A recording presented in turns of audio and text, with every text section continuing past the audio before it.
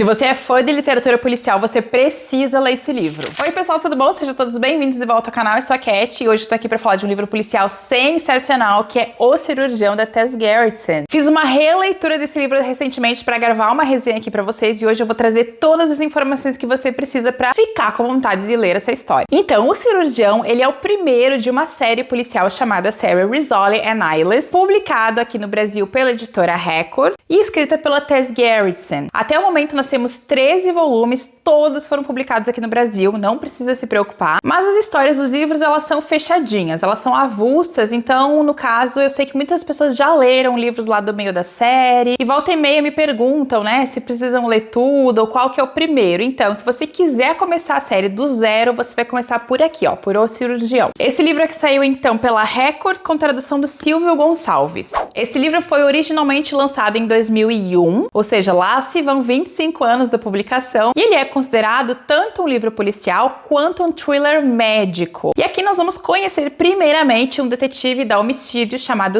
Thomas Moore, que ele é convocado para uma cena do crime em onde uma moça foi assassinada dentro do seu apartamento. Quando ele chega lá, ele vai perceber que o assassinato dela está conectado com um assassinato anterior que aconteceu um ano antes, que tinha as mesmas características. Nessa cena do crime, ele vai se deparar com outra detetive da homicídio chamada Jane Rizzoli, que vai ser também uma das nossas protagonistas. E ele logo diz que a Jane é baixinha, é invocada, e ele já chama ela de rabugenta porque ele diz que ela é um incômodo no departamento. Mas segura essa informação porque eu vou falar disso. Algumas coisas vão acontecer aqui nessa trama e eles vão fazer uma conexão de que esses dois assassinatos, eles se parecem muito com assassinatos que aconteceram na cidade de Savannah 3 anos antes. Só que tem um porém. Nos assassinatos de Savannah, o assassino foi morto pela sua última vítima, uma sobrevivente chamada Catherine Cordell, que é uma cirurgiã que agora trabalha em Boston. Quando eles encontram com essa moça, com a Catherine, e falam pra ela, olha só, aconteceram 2 assassinatos aqui em Boston que são muito similares ao que aconteceu com você 3 anos atrás, ela fica em pânico, mas ela diz, olha só, não tem como ter nenhuma conexão porque eu matei o homem que me atacou. Eu matei aquele assassino, então não tem como ele estar fazendo novas vítimas por aqui. E eles começam a pensar, então, que eles têm em mãos, então, um copiador dos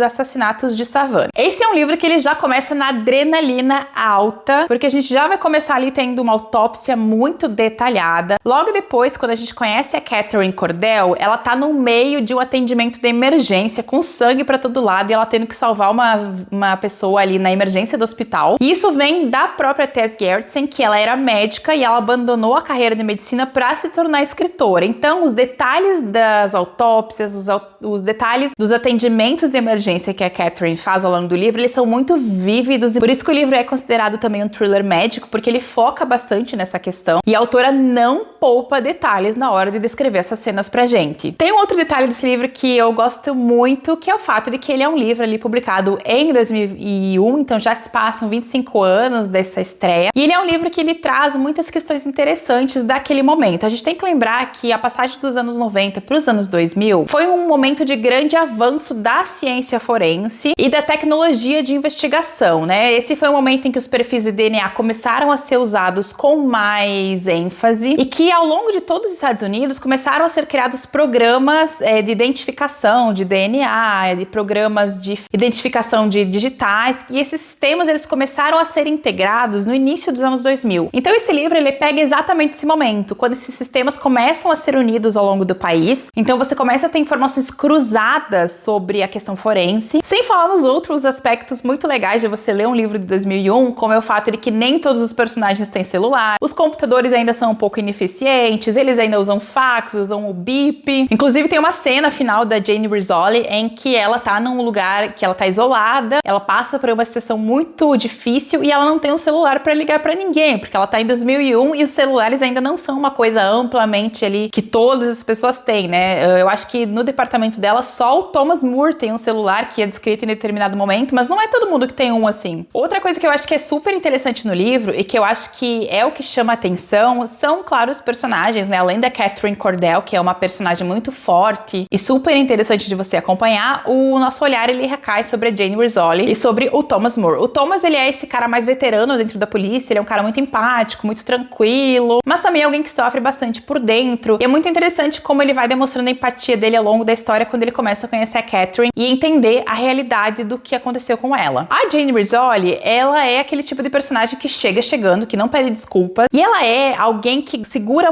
dentro dela muita raiva e muito ressentimento. Você percebe isso desde a primeira cena dela. E ela tem uma personalidade dura, quase sem empatia em alguns momentos, que chega a irritar o leitor, até que a gente começa a entender da onde é que vem isso. A Jane, ela é uma jovem que ela vem de uma família que nunca valorizou ela como pessoa. Ela veio de um ambiente bastante machista em casa, e quando ela chega na polícia, que é o lugar onde ela acha que ela vai conseguir se estabelecer e crescer como pessoa, ela descobre que esse ambiente é pior do que ela tinha em casa. Lembrando que a gente tá ali nos anos 2000, né, que é ainda um momento em que as instituições estavam admitindo mulheres nas forças policiais com mais frequência, mas ainda era um ambiente bastante machista, um ambiente com poucas aberturas para que mulheres se sentissem seguras e se sentissem bem-vindas em alguns lugares. Então a Jane do livro, você percebe que ela é constantemente ridicularizada, ela vira chacota entre os colegas, e em vários momentos do livro, quem encontra pontos interessantes a serem investigados é ela. Só que os colegas fingem que não veem, eles fingem que não foi ela que fez isso, eles fingem que não foi ela que descobriu. Então ela é constantemente menosprezada naquele ambiente, e aí você começa a entender como leitor por que ela sente tanta raiva, por que ela sente tanto ressentimento dentro dela e que ela tá sempre chutando todo mundo. E aqui eu vou compartilhar com vocês uma impressão que eu tive, não sei se ela é real ou não, mas foi o que eu senti. Quando você lê esse livro, você tem essa tendência a achar que o protagonista é o Thomas More, porque ele é o protagonista primário da história, ele é o que mais aparece. Eu até acho que foi realmente a intenção da Tess Gerritsen que o Thomas More fosse a pessoa mais importante, mas você consegue perceber ao longo da narrativa que a Jane, ela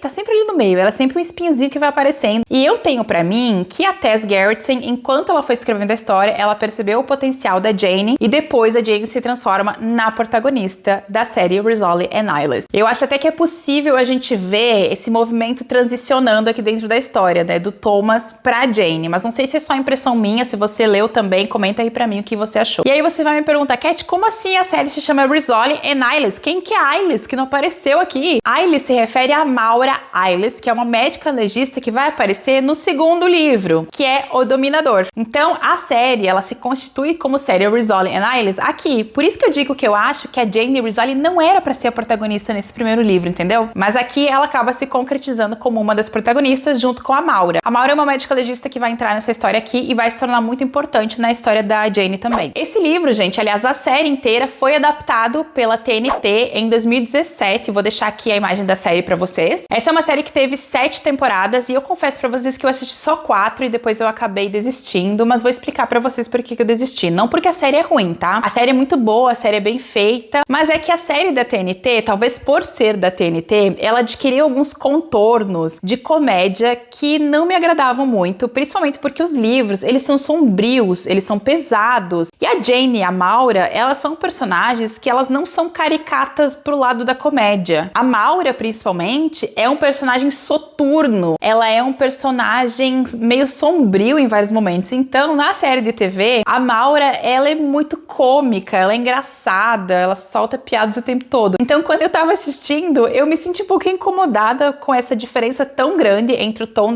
dos livros e o tom da série. E eu acabei não terminando a série, né? Isso fez com que eu abandonasse ela. Mas, assim, a série é boa, tá? A série não é ruim. A série é boa se você assistir ela como algo separado dos livros, na minha opinião. Porque os tons são muito diferentes. Então, eu indico, sim, que você tente assistir a série. Eu acho que a série é legal. Mas não vai esperando que você vai encontrar o mesmo tom sombrio dos livros, porque não vai acontecer. Lembrando que eu vou deixar pra vocês a série completinha aqui embaixo, tá? Pra vocês saberem exatamente quais são os volumes que fazem parte dela. Mas espero que vocês tenham gostado de saber um pouquinho mais sobre O Cirurgião, esse livro policial que eu adoro, acho incrível, bem escrito, bem bolado, e que passados 25 anos continua sendo um livrão que vale a pena. Espero que vocês tenham gostado dessa resenha. Beijão e a gente se vê no próximo vídeo.